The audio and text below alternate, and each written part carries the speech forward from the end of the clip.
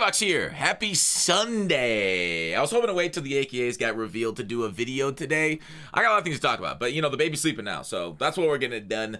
We got tons to go through. Most feared, why are people not liking it, and what's looked forward to part 3 and part 4, and then, like, you know, obviously diamonds. We'll talk about more of the market tomorrow and Market Monday, as we oft to do. So, to get to most feared, and of course, we're always going to talk about what's going on with the hair, dude? What's going on? But anyways, let's talk about tight end welcome day pack, and then get into our most feared discussion on why people seem to not enjoy this year's most feared.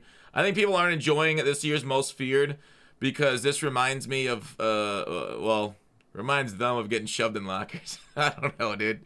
Anyways, we got Donald Parham right here, 90 overall. I guess, like, it's for one day. Maybe... They gave us a really good card for one day. And a lot of people aren't even going to play today because football's on. Right? Maybe some people will. I don't know. It's a good card. Don't get me wrong. Remember Parham last year in 23? I got an entire, like, montage. I think I put up here on YouTube. I use it as an interlude on Twitch. By the way, I might start streaming on YouTube. I think I'm streaming on Gutfox too. And Twitch at the same time. I haven't really figured out if I want to do that. If it's going to be worth it, I guess. So, anyways, really good card. Let's actually take a look at its abilities. Slot, outside, leapfrog. Nothing really crazy good. Some people really swear by matchup nightmare. Does he have matchup nightmare? Yes, he does. Okay. Some people really swear by matchup nightmare right now. I think gift wrapped is just about good enough for catching. But yeah, I've gone against a guy running matchup nightmare, and I had a lot of trouble stopping his tight end from just catching the ball. So Donald Parham, matchup nightmare, gift wrap, throw high point passes, and profit today and today only for the 6'8" piece. But it's not like we don't have like 6'6" guys in the game that are also really tall and really effective on those high points. So let's talk about most feared. Why do people hate most feared this year? It's a variety of reasons. You know, it obviously comes down to the economics of things. Adrian Peterson is out in packs too as a limited X. We'll talk about that near the end of the video. Since I wasn't able to stream yesterday, off, you know, things to see, people to do. So most feared, right? I think a lot of it comes down to choices of players.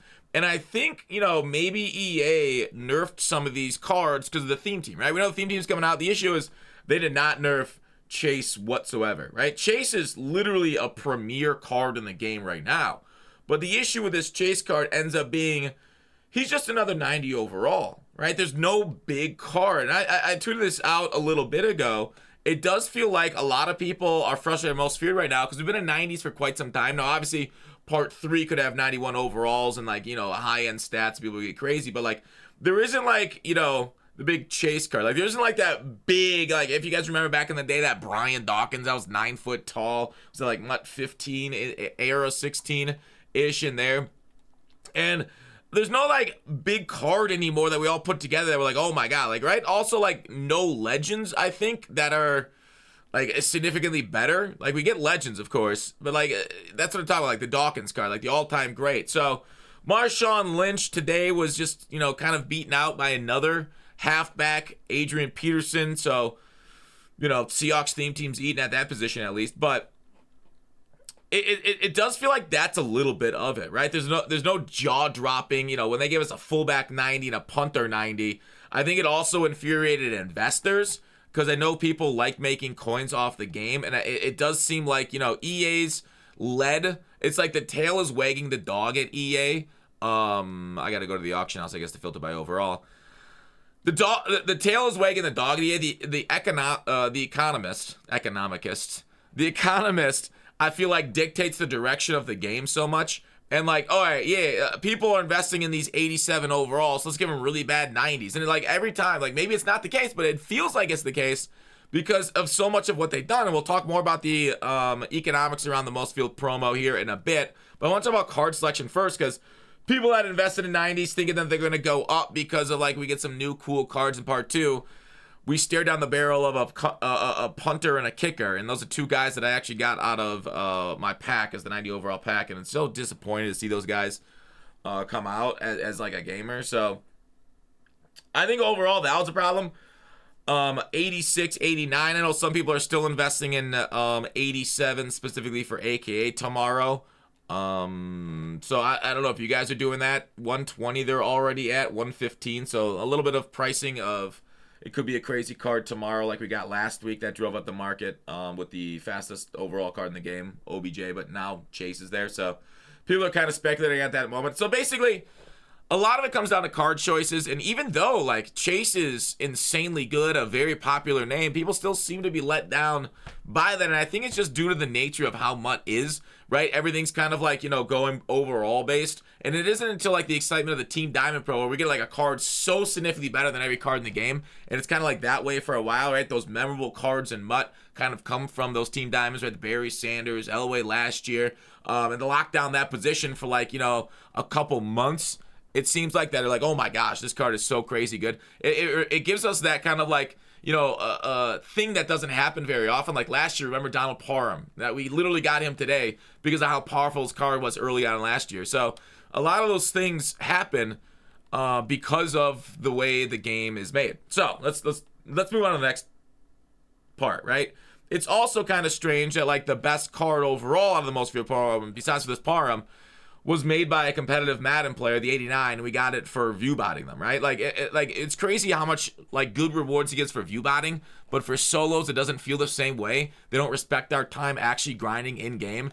So it seems weird that like they're trying to profit off sponsors by getting us to view bot their tournaments, but like they're not profiting off us playing their game and doing their challenges. So it feels like they're like, you know, second-class citizens in that case. So it's just overall frustrating that like the solo grind and the grind for a lot of these things is just like, there's nothing like you do this, you get that in game. Like you have to kind of like, you know, do a bunch of things, get through the comp pass to get players season pass, you know, most feared daily. It feels like it's too convoluted versus, all right, just play these solos, you get 89 Palomile, for example, or like another top end tall corner. And we are missing a lot of corners. Corners right now are really bad. It's one of the reasons man coverage has lagged behind, because corners right now are significantly behind a lot of the receivers.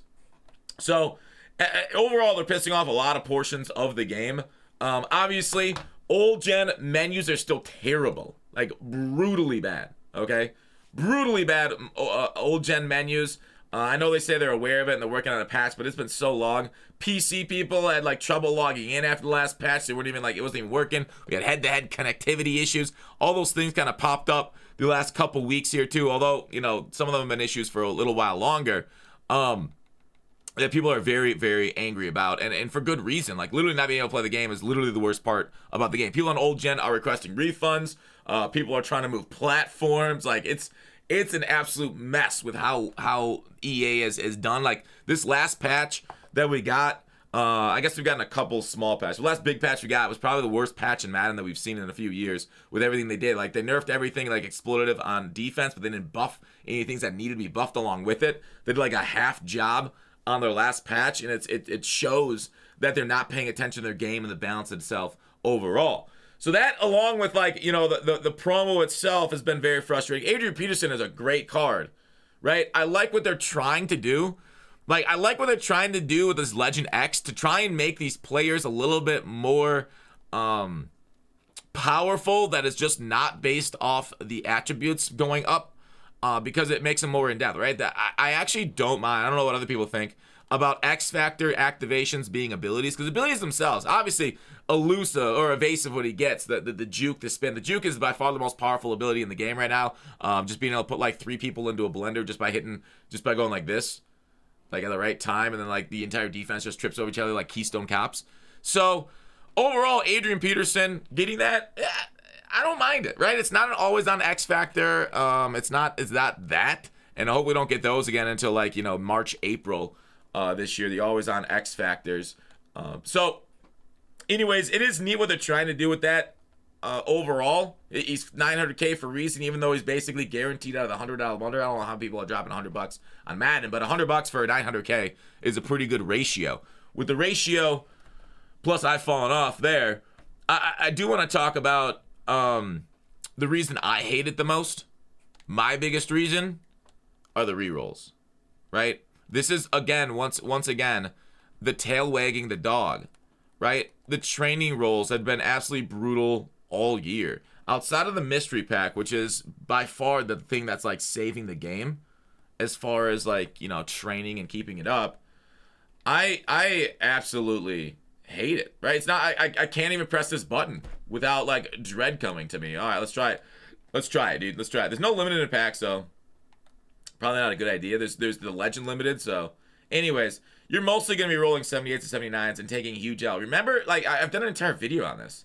Remember when they discounted rerolls by half and there were still losses that happened, like, near the start of the game? Like, these things will return 30 to 40% of your coins unless you get hyper lucky, which is the crazy, right? Absolutely insane. So, like, the only good thing in this entire game with coins to spend on are either cars themselves. Okay, that's good. Or, we talk about mystery packs on turnovers. But, like, even, like, packs we've always known have been bad. Like, these things, I expect literally to take a huge bath. 115,000 coins. Opening these packs. And it's just depressing that, like, EA and the people there are, like, not making the game fun. They're making it basically, hey, we're going to take the maximum amount we can without people leaving the game. And people, they're still opening packs, but, like at least casinos are required to have an 80% return value. These things are, like I said, 30 to 40 on the rerolls, maybe along similar ratios for the packs themselves. And it's just frustrating, I think, as somebody who enjoys MUT menu grind, as far as, you know, sets, rolls, and sets are profitable, right? Watching my video on sets, those are okay just because of the way, you know, market, but that's, you know, those are literally methods, those are markets. It's still frustrating that the packs seemed like ignored as far as, you know, making them somewhat reasonable. All right, yeah, it was an EA tweet, but it was a terrible one. So, anyways, that's why I hate it, right? The rerolls to allow us just like kind of chill out, passively lose, but maybe sometimes get a big card and enjoy ourselves. Now it's just like literally aggressively, you're gonna lose, and you won't, like, you could do this for like 5 to 10 minutes before losing 2 million coins worth of value. Like, it's literally that terrible. It's crazy. And how little can you, also, why do the packs only have like 3 cards? I saw a post about this. I ranted about this, I don't know, last year, but they for some reason all the packs have so few cards. We used to get like 15 cards out of a pack. I don't know. That's it. I don't know what else. Let's talk about rock bottom coins. Rock Bottom Coins is the #1 place to get your Madden coins. If you make coins for my videos, sell them to Rock Bottom. If you're buying, use my code GUTBOX for 10% off. Also, I want to tell you guys, members, ebooks. I'm doing every single book in the entire game on offense. We're rolling through it. Every couple days, we're doing a new offensive mini scheme. All right, enjoy it. Members, check your membership page for those. Bye.